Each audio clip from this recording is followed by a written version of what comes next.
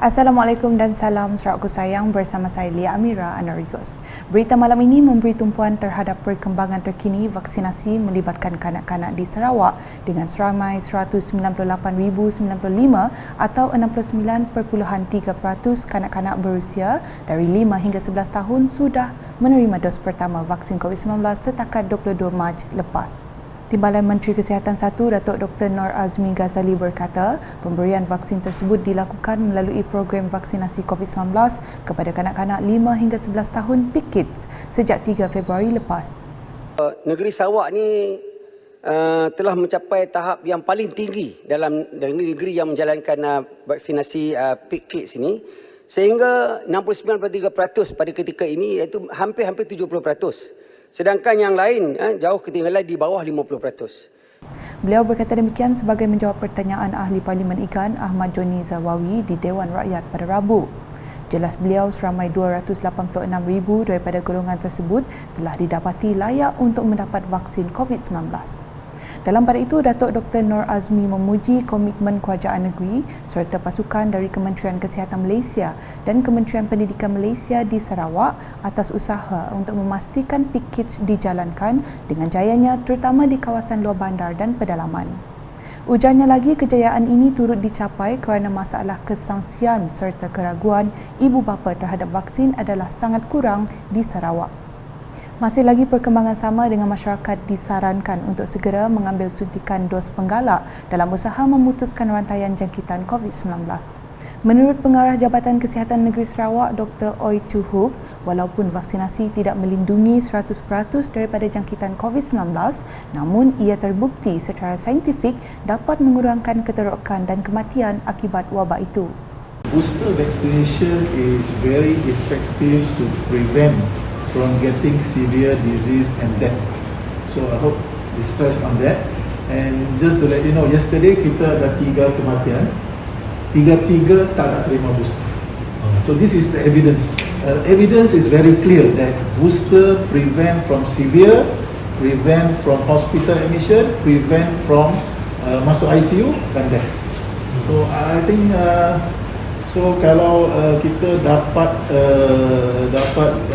do all the booster effectively, saya rasa we can deal with COVID fairly okay. Kurang hospital admission, kurang death. Beliau berkata demikian semasa menjawab soalan media dalam sidang media khas Jawatankuasa Pengurusan Bencana Negeri Sarawak JPBNS di Bilik Gerakan Negeri Wisma Bapa Malaysia pada Isnin. Sebelum itu, Timbalan Premier Merangkap Pengerusi JPBNS Dato' Amar Douglas Uga Embas memaklumkan mengenai beberapa kelonggaran prosedur operasi standard SOP yang telah dipersetujui dan akan digunapakai bermula 1 April 2022 selaras dengan peralihan ke fasa endemik. Laporan seterusnya, Timbalan Premier Sarawak Dato' Amar Awang Tengah Ali Hassan berharap projek pembinaan Sekolah Kebangsaan SK Awat-Awat dapat disiapkan pada penghujung Mac ini. Katanya penyerahan sekolah tersebut kepada Jabatan Pendidikan Sarawak pula dilakukan pada awal April depan. Malah jelasnya SK Awat-Awat ini mempunyai banyak kemudahan yang akan memberi kesenangan kepada guru dan murid belajar dalam suasana yang selesa. Dan ini memberi banyak kemudahan antaranya ialah 8 buah rumah guru, classroom 6 buah ya, untuk aktiviti sukan, futsal pun ada ya, futsal, dan yang cuma tak ada ialah untuk asrama. Jadi saya akan berusaha supaya ada asrama untuk sekolah ini, untuk lelaki dan untuk perempuan sekali. Beliau berkata demikian dalam sidang media selepas melawat SK Awat-Awat Sundar, Lawas. Sementara itu, beliau memberitahu apabila siap sepenuhnya nanti, SK Awat-Awat mampu menempatkan kira-kira 210 murid darjah 1 hingga 6 dan turut mempunyai bangunan tadika yang boleh menempatkan 60 orang murid. Sementara itu, ketika ditanya mengenai projek-projek pembangunan di daerah lawas, Datuk Amar Awang Tengah tidak menafikan ada beberapa projek lewat dan projek sakit. Justru beliau telah meminta kontraktor memberikan tumpuan kepada pelaksanaan projek sakit bagi memastikan projek itu dapat disiapkan. Saya telah pun minta mereka supaya menumpukan kepada projek-projek yang tenat itu dan membuat close monitoring. It is very important to monitor it closely. Dan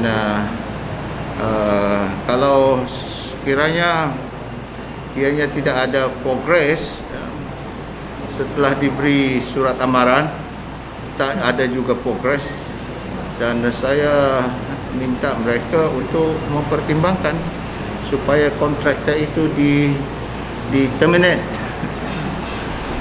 kerana kita tidak mahu projek ini delay dan pelaksanaannya terjejas. Di Kota Semarahan pula, Kerajaan Persekutuan memperuntukkan geran sebanyak 6.2 juta ringgit dan diagihkan kepada 1,024 kawasan rukun tetangga KRT meliputi 13 bahagian di Sarawak. Menteri Pembangunan Wanita, Kanak-kanak dan Kesejahteraan Komuniti Sarawak, Datuk Seri Fatimah Abdullah berkata, peruntukan geran ini merupakan pengiktirafan kerajaan di atas komitmen warga rukun tetangga dalam memperkukuhkan keharmonian, keselamatan dan kesejahteraan keluarga Malaysia. KRT telah menunjukkan keprihatinan terhadap masyarakat terutama yang terjejas dengan pelbagai musibah.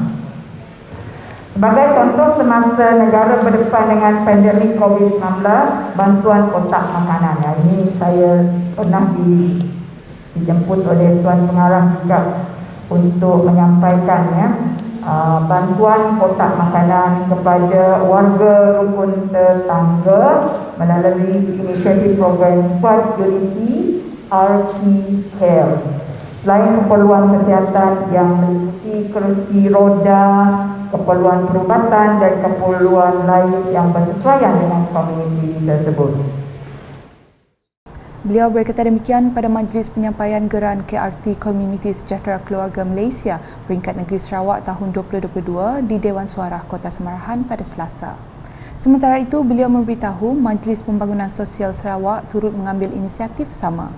Jelasnya, jabatan melalui rukun tetangga telah melaksanakan serta merancang program Randau Solidariti Community RSK dalam menjayakan aspirasi keluarga Malaysia. Manakala di Kuching, Menteri Pelajongan Seni dan Budaya Malaysia Datuk Seri Nancy Shukri mengekalkan jawatan Ketua Cawangan Parti Pesaka Bumi Putra Bersatu PBB Dewan Undangan Negeri Dun Batu Kitang selepas menang tanpa bertanding setelah mendapat pencalonan daripada 18 ranting PBB Cawangan Batu Kitang. Untuk rekod, beliau mula menjawat memegang jawatan Ketua Cawangan PBB Dun Batu Kitang sejak tahun 2017. Menurut Datuk Seri Nancy, kemenangan tanpa bertanding ini merupakan bukti kepercayaan ahli-ahli parti PBB kepada beliau untuk terus menggalas tanggungjawab dalam memimpin kepimpinan PBB Batu Kitang.